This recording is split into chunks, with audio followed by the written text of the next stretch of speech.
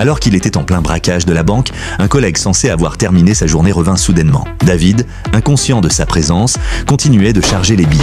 Alerté par du bruit, le collègue s'approcha et découvrit David. Face à cette scène, même un idiot aurait compris ce qui se passait. I'm gonna tear Chad on your ass. I caught you red-handed. À ces mots, David se crispa instantanément, la main glissant vers son arme de service.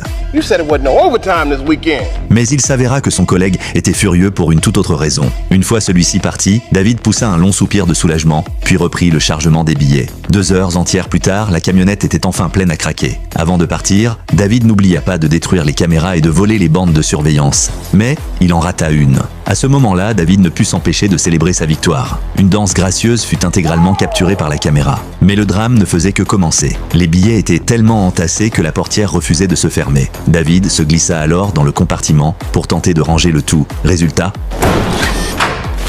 No! la portière ne s'ouvrait pas de l'intérieur. David venait de s'enfermer lui-même. Pour couronner le tout, le talkie-walkie était resté dehors. Cette fois, c'était la fin. Face à cette montagne de billets, comment David aurait-il pu abandonner si facilement? Il décida de ramper par la petite fenêtre pour rejoindre la cabine.